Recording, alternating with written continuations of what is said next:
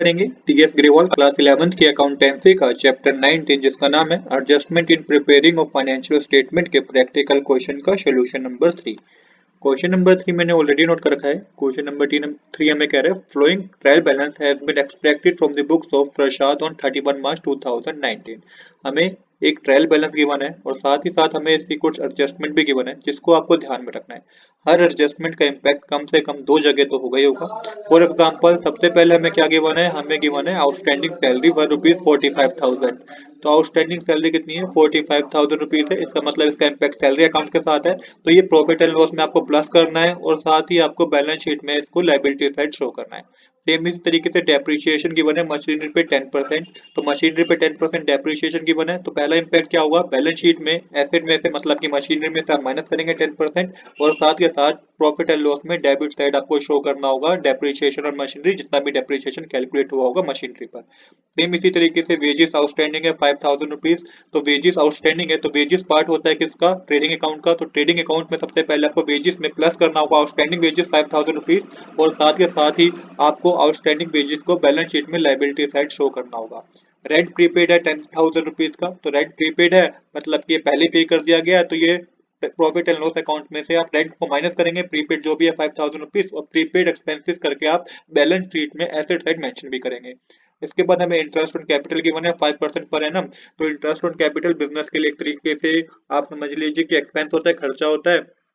तो यहाँ पे क्या करना होगा, आपको कैपिटल का 5% आपको कैलकुलेट करके प्रॉफिट एंड लॉस अकाउंट में डेबिट साइड मेंशन करना होगा और जो भी इंटरेस्ट ऑन कैपिटल 5% कर कैलकुलेट होकर आया होगा उसमें बैलेंस शीट में भी कैपिटल में प्लस करना होगा। और क्लोजिंग स्टॉक भी आपको ट्रायल बैलेंस से बाहर गिवन है, इसका इम्पैक्ट भी दो जगह होगा। एक तो ट्रेडिंग अकाउंट में क्रेडिट साइड मेंशन करेंगे आप, दूसरा बैलेंस शीट में आपको एसेट साइड मेंशन करना होगा। हो सकता है कि अभी आपको डिफिकल्टी आ रही हो, पर जब से हम सोल्यूशन करेंगे आपको ये बहुत सिंपल लगेगा, कुछ भी मुश्किल नहीं है इस क्वेश्चन में। अब हम क्या करेंगे, वन बाय वन आइटम को पिक करेंगे, उसे प्रॉपर साइड में हम दिखाएंगे क्या वो ट्रेडिंग अकाउंट का पार्ट है, क्या प्रॉफिट एंड लॉस अकाउंट का पार्ट है, फिर बैलेंस शीट का पार्ट है। तो सबसे पहले मशीनरी गिवन है 4 लाख रुपीज, तो मशीनरी पार्ट होती है एसेट का, तो मशीनरी लिख के 4 लाख रुपीज मेंशन कीजिए। इसमें से आपको एक एडजस्टमेंट भी गिवन है इसलिए मैंने इसको अमाउंट के कॉलम में लिखा। डेप्रिसिएशन है मशीनरी पे 10%, तो लेस कीजिएगा डेप्रिसिएशन 10% जो कि 40,000 रुपीज होगा। तो अमाउंट कॉलम में आ जाएगा 3,60,000 रुपीज। जैसा कि मैंने बताया हर एडजस्टमेंट का इम्पैक्ट दो जगह होगा। तो यहाँ पे जो डेप्रिसिएशन 40,000 रुपीज है मशीनरी पे, ये आपको प्रॉफिट एंड लॉस में डेबिट साइड मेंशन करना होगा 40,000 रुपीज। इसके बाद नेक्स्ट हमें गिवन है cash at bank. Cash at bank part होता है एसेट का, तो कैश एट बैंक लिख के अमाउंट के कॉलम में लिखिएगा 1 लाख रुपीज।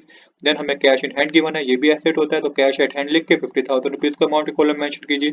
इसके बाद वेजेस गिवन है 1 लाख रुपीज। तो वेजेस जो होते हैं ये डायरेक्ट एक्सपेंस होते हैं, तो इसलिए ट्रेडिंग अकाउंट की डेबिट साइड का पार्ट होगा। टू वेजेस लिख के मेंशन कीजिएगा 1 लाख रुपीज। इसको भी अमाउंट के कॉलम में इसलिए नहीं दिखाया क्योंकि इसकी भी एडजस्टमेंट गिवन है। क्या गिवन है, आउटस्टैंडिंग वेजेस गिवन है 5,000 रुपीज, जो कि आपको प्लस करना होगा ट्रेडिंग अकाउंट में। आउटस्टैंडिंग वेजेस लिख के 5,000 रुपीज, अमाउंट के कॉलम में आ जाएगा 1,05,000 रुपीज और साथ के साथ ये लाइबिलिटी भी है, तो लाइबिलिटी में आउटस्टैंडिंग वेजेस करके आप मेंशन कीजिएगा 5,000 रुपीज। तो इसका भी इम्पैक्ट दो जगह हुआ है। इसके बाद हमें गिवन है परचेज। परचेज हमें हमारे डेबिट साइड का पार्ट होता है, तो यहाँ पे मेंशन कीजिएगा टू परचेज लिख के अमाउंट के कॉलम में 8 लाख रुपीज।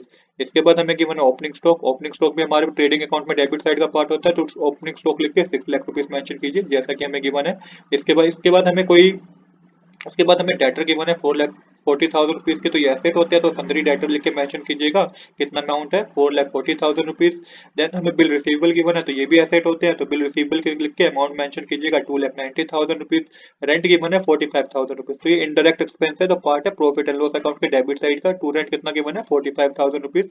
इसकी भी एडजस्टमेंट गिवन है, क्या गिवन है, प्रीपेड रेंट गिवन है 10,000 रुपीज। तो प्रीपेड रेंट हमेशा माइनस होता है, आपको प्रॉफिट एंड लॉस अकाउंट में माइनस करना होगा। लेस प्रीपेड रेट कितना है 10,000 रुपीज, माइनस करके आपके पास आ जाएगा 35,000 रुपीज। अब प्रीपेड रेट होता है पार्ट किसका, एसेट का, तो एसेट में मेंशन कीजिए प्रीपेड रेट और अमाउंट के कॉलम में मेंशन कीजिए 10,000 रुपीज। इसके बाद हमें क्या गिवन है, इसके बाद हमें कमीशन गिवन है 25,000 रुपीज, तो ये भी इंटरेक्ट एक्सपेंस है, तो कमीशन लिख के मेंशन कीजिएगा 25,000 rupees debit side. General expense भी इंटरेक्ट एक्सपेंस है, तो यहाँ पे भी आपको प्रॉफिट एंड लॉस अकाउंट में मेंशन करना है 80,000 रुपीज डेबिट साइड ही मेंशन करना है। सैलरी गिवन है 50,000 रुपीज, ये भी इंटरेक्ट एक्सपेंस है, टू सैलरी लिख के 50,000 रुपीज को मेंशन कीजिएगा। इसकी भी एडजस्टमेंट गिवन है, क्या गिवन है, आउटस्टैंडिंग सैलरी गिवन है 45,000 रुपीज, तो आउटस्टैंडिंग सैलरी प्लस होगा। यहाँ पे ये बात याद रखिए, आउटस्टैंडिंग प्लस होता है प्रॉफिट एंड लॉस अकाउंट या ट्रेडिंग अकाउंट में, और प्रीपेड जो होगा माइनस होगा। तो यहाँ पे ऐड कीजिए आउटस्टैंडिंग सैलरी 45,000 प्लस करके 95,000 आएगा, और आउटस्टैंडिंग सैलरी पार्ट होती है लाइबिलिटी का, तो आउटस्टैंडिंग सैलरी लिख के 45,000 रुपीज मेंशन कीजिएगा। इसका इम्पैक्ट भी दो जगह हो गया। इसके बाद हमें क्या गिवन है, कैपिटल गिवन है। कैपिटल कितने गिवन है हमें, कैपिटल हमें गिवन है 19 लाख रुपीज की कैपिटल गिवन है। इसकी भी हमें एडजस्टमेंट गिवन है। क्या एडजस्टमेंट गिवन है कि provide interest on capital 5% per annum. तो 5% पर एनम का इंटरेस्ट ऑन कैपिटल हमें प्रोवाइड करना है। तो देखिए 9 लाख का 5% कैलकुलेट करेंगे तो 45,000 होता है, और इंटरेस्ट ऑन कैपिटल बिजनेस के लिए एक तरीके से एक्सपेंस है, तो प्रॉफिट एंड लॉस अकाउंट का पार्ट होगा, और पहले आपको कैपिटल में ऐड करना होगा और फिर प्रॉफिट एंड लॉस में भी आपको शो करना होगा। तो यहाँ पे पहले प्रॉफिट एंड लॉस में शो कर दीजिए टू इंटरेस्ट ऑन कैपिटल लिख के 45,000 रुपीज, क्योंकि बिजनेस के लिए एक्सपेंस है, बिजनेस को कैपिटल पे इंटरेस्ट देना पड़ा। तो 5% कैलकुलेट करेंगे 9 लाख का, तो 45,000 आएगा। तो इसको ऐड करना होगा आपको इंटरेस्ट ऑन कैपिटल में 45,000 रुपीज। अभी मैं यहाँ पे टोटल इसलिए नहीं कर रहा हूँ क्योंकि यहाँ पे भी नेट प्रॉफिट को हमें और प्लस करना है। जब हमें नेट प्रॉफिट पता चल जाएगा तो हम पूरा प्लस करके अमाउंट के कॉलम में मेंशन कर देंगे। देन हमें क्या गिवन है, हमें सेल्स गिवन है। सेल्स पार्ट होती है किसका, क्रेडिट का पार्ट, क्रेडिट साइड का पार्ट होती है ट्रेडिंग अकाउंट में। बाय सेल्स लिख के 1,60,000 सॉरी 16 लाख रुपीज मेंशन कीजिएगा। देन हमें क्या गिवन है, सन्ड्री क्रेडिटर लायबिलिटी होती है, तो सन्ड्री क्रेडिटर लिख के 4,50,000 मेंशन कीजिएगा। इंटरेस्ट रिसीव हुआ है, तो ये एक तरीके से प्रॉफिट एंड लॉस की क्रेडिट साइड का पार्ट है, तो यहाँ पे मेंशन कीजिएगा bye interest receive, bye interest receive, और अमाउंट के कॉलम में मेंशन कीजिए कर दीजिएगा 30,000, क्योंकि ये एक तरीके से नॉन ऑपरेटिंग इनकम है, तो ये आपको क्रेडिट साइड मेंशन करना है। बाय इंटरेस्ट रिसीव लिख के 30,000 रुपीज मेंशन कीजिएगा credit side profit and loss account के। अब एक एडजस्टमेंट हमारी रहेगी अब सिर्फ क्लोजिंग स्टॉक की। Closing stock 8 lakh rupees given था, कहाँ पे, ट्रेल बैलेंस के बाहर, तो इम्पैक्ट दो जगह होगा। पहला तो ट्रेडिंग अकाउंट में क्रेडिट साइड मेंशन कर दीजिए 8 लाख रुपीज, और साथ के साथ एसेट में बैलेंस शीट में मेंशन कीजिए क्लोजिंग स्टॉक लिख के 8 लाख रुपीज।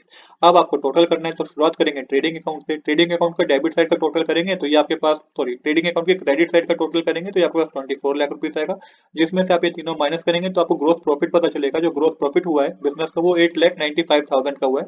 यहाँ पे हमारी डेबिट साइड और क्रेडिट साइड क्या आ जाएगी, इक्वल आ जाएगी।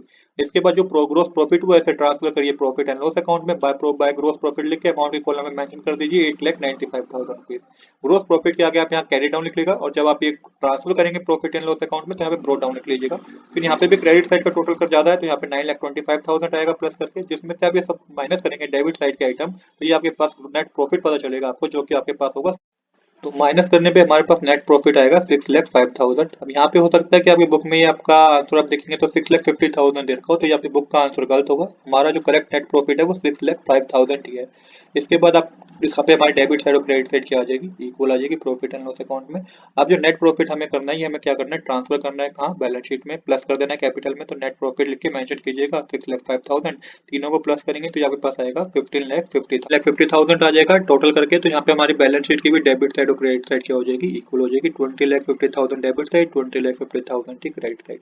तो इस तरीके से हमारा एक क्वेश्चन कंप्लीट हो गया। तो आज के लिए इतना ही। I hope you like this video. If you like this video please do subscribe this channel. Thanks for watching.